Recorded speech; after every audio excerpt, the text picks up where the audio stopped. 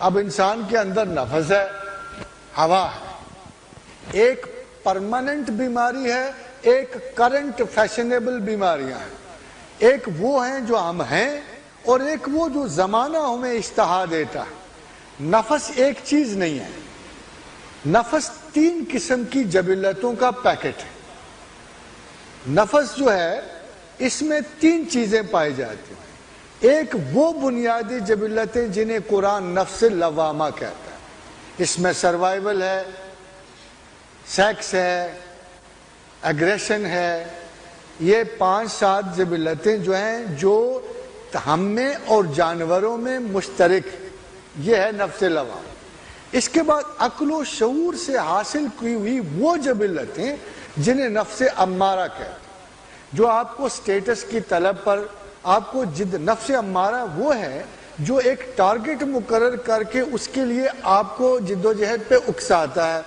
آپ نے ایم اے کرنا ہے، آپ نے ڈی سی بننا ہے، آپ نے پائلٹ بننا ہے، آپ نے ایڈورٹائزنگ کرنی ہے، تو پوری کی پوری صلاحیت نفس جو ہے ان پرٹیکولر آئیڈیلز کو مخصوص کرے۔ ان میں ایک عورت بھی آ سکتی ہے، رزق کی تلاش بھی آ سکتی ہے۔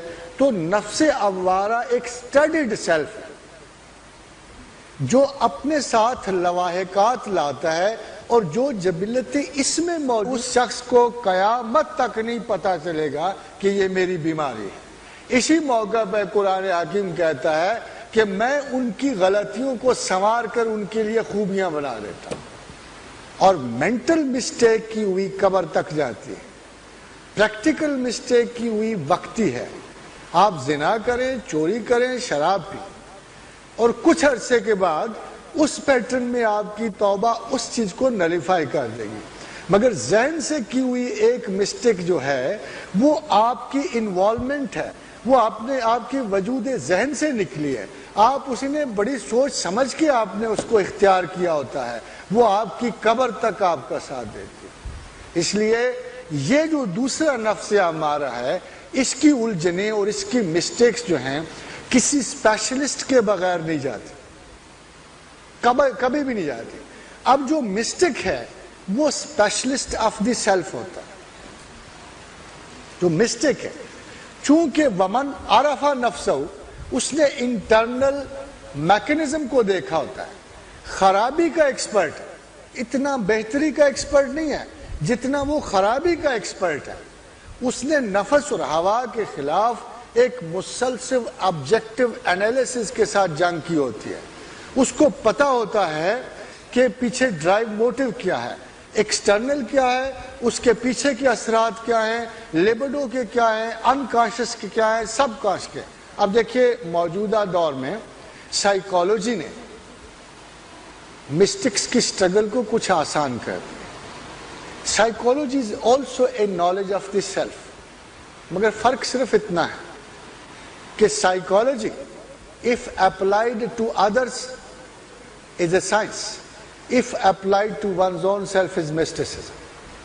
ایک تو اس کا یہ بنیادی فرق کہ نفسیات اگر دوسرے پہ استعمال کریں گے تو وہ سائنس ہوگی، اگر اسی کے تجربات اور اسی کے علم کو اور نتائج کو اپنی ذات کو اینالائز کریں گے اس کے ساتھ، تو یہ مسٹسزم کا پہلا چیپٹر ہوگا۔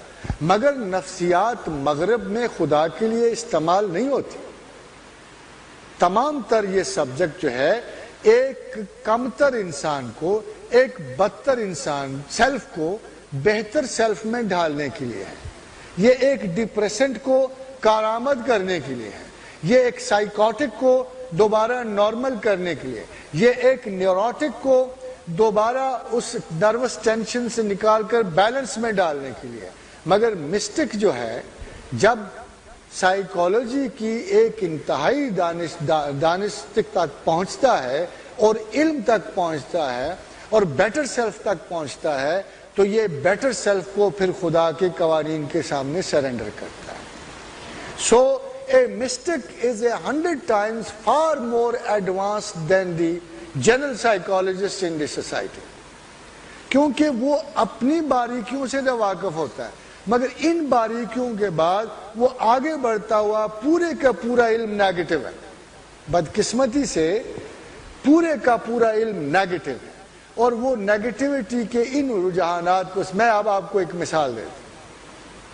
ایک جنرل سائیکالوجسٹ ہے، ایک ایسے شخص کو جس نے بڑی محنت کی، بڑی شدت سے کام کیا اور بالآخر وہ ٹی وی کا جنرل مینیجر ہو، اب اس کے بارے میں ڈیل کارنیگی یا یوں سمجھیے یونگ یا جے الفرڈ یا اپنا سیگمنڈ فرائڈ، یہ سارے یہ رائے دیں گے کہ with initiative full dignity of work and continuous hard work and sense of realization of duty, the man reached the ultimate result of his effort.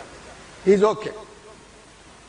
اب اس پہ خدا ججمنٹ دیتا کہ اس نے جنرل مینیجر بننے کے لیے ساری عمر جیلسی، حسد، کینہ، دوسروں کی ٹانگ کھینچی، حق مارے، باسز کے آگے شکایت کی، یہ مردود ازلی ہے۔